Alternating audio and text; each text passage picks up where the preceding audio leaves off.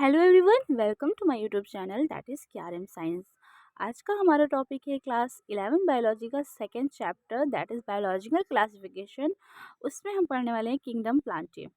हम आपको ये बता दें कि इससे पहले हम इंट्रोडक्शन और kingdom Monera, kingdom Protista, kingdom Fungi इन सब की NCERT reading line by line already कर चुके हैं। उसकी वीडियो आपको मेरे चैनल की प्लेलिस्ट में बनी हुई मिल जाएगी।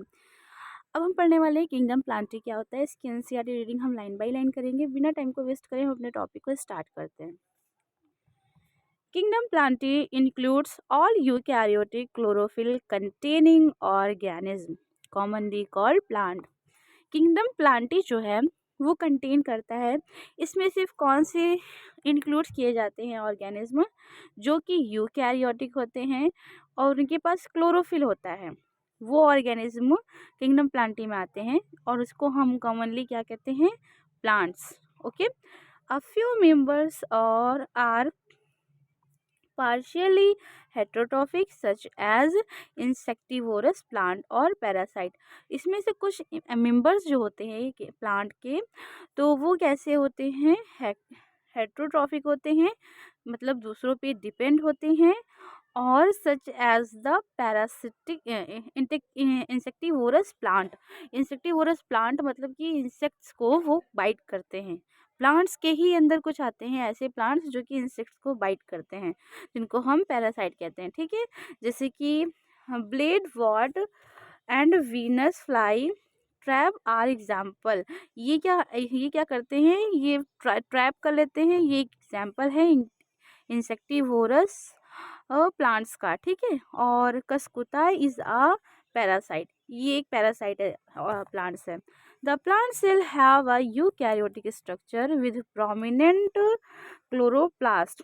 जो प्लांट सेल होते हैं उनका यूकैरियोटिक स्ट्रक्चर होता है और उनके पास क्लोरोप्लास्ट होता है। ठीक है, cell wall mainly made up of cellulose. जो प्लांट्स होते हैं उनकी जो सेल वॉल होती है वो ज़्यादातर सेल्यूलोज की बनी होती है। You will study the eukaryotic cell structure in detail chapter 8। Chapter 8 में हम यूकैरियोटिक स्ट्रक्चर को डिटेल में पढ़ने वाले हैं। ठीक है, plant includes algae, bryophyte, pteridophyte, gymnosperm and angiosperm. तो प्लांट्स के अंदर क्या क्या चीज़ें आती हैं, algae, bryophyte, pteridophyte, gymnosperm, angiosperm. Okay, फिर क्या है, life cycle of plant has two distinct phases.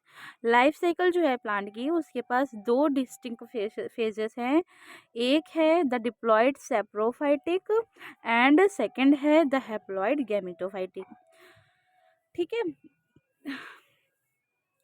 Diploid होगी पहली बात तो, और वो जो है dead and decaying organic matter पे हो रही होगी, और दूसरी है हैप्लॉयड, यानी कि एक तो वो हैप्लॉयड होंगे गैमेट और वहाँ गैमेटोफाइट होगी। ठीक है, तो that alternate with each other, ये दोनों एक दूसरे के अल्टरनेट हैं। The length of haploid and diploid phases, जो हैप्लॉयड एंड डिप्लॉयड फेजेस की जो लेंथ होती है, and whether these phases are free living और डिपेंडिंग ऑन अदर। या तो ये फेजेस फ्री लिविंग भी हो सकते हैं, मतलब इनको किसी की चीज़ की ज़रूरत नहीं है, किसी और से मतलब कोई नहीं है, या तो फिर ये डिपेंड होंगे किसी अदर पर। ठीक है, very among different group in animals plants. ठीक है, और डिफरेंट ग्रुप्स भी हो सकते हैं प्लांट्स में। This phenomena is called alternation of generation. इसी फिनोमिना को हम अल्टरनेशन ऑफ जनरेशन भी कहते हैं। You will study further detail in the kingdom in chapter 3। तो इस चैप्टर को, किंगडम प्लांटी को आप फर्दर डिटेल में पढ़ने वाले हो। जो क्लास 11 बायोलॉजी का थर्ड चैप्टर है दैट इज़ प्लांट किंगडम। हम आपको दिखा देते हैं। ये देखिए, प्लांट किंगडम को आप चैप्टर 3 को एकदम डिटेल में पढ़ेंगे, इसलिए थोड़ा सा यहाँ डिस्क्रिप्शन दे दिया गया है कि प्लांट किंगडम होता क्या है। बिकॉज ये जो हमारा क्लासिफिकेशन सिस्टम था उसके अंदर ये फोर्थ हमारा किंगडम था, तो इसको थोड़ा सा डिस्क्राइब कर दिया गया है। बाकी पूरी डिटेल स्टडी आप प्लांट किंगडम में पढ़ेंगे। तो आई होप कि आपको मेरी ये वीडियो पसंद आई हो, और अगर पसंद आई है तो लाइक शेयर ज़रूर करिएगा, चैनल को सब्सक्राइब कर लीजिए इसी तरह की और भी वीडियोस को पाने के लिए, और बेल नोटिफिकेशन को दबाना नहीं भूलिएगा, जिससे हमारी आपको आने वाली और भी वीडियोस की अपडेट मिलती रहेगी।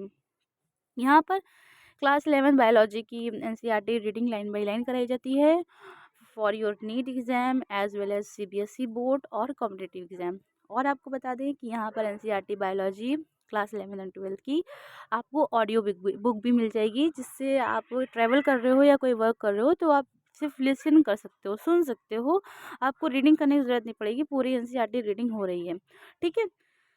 और इस चैप्टर को ऑलरेडी हम सारे पार्ट्स इसके बना चुके हैं, वीडियो पूरी बन चुकी है। आप जाके ज़रूर चेक करिएगा चैनल पे हमारे कि इस चैप्टर को कैसे पढ़ा है, line by line NCERT reading का एक्सप्लेनेशन किया है। कुछ चीज़ ना समझ में आई हो तो ज़रूर कमेंट करिएगा। मिलते हैं नेक्स्ट वीडियो में। Thank you so much and bye bye.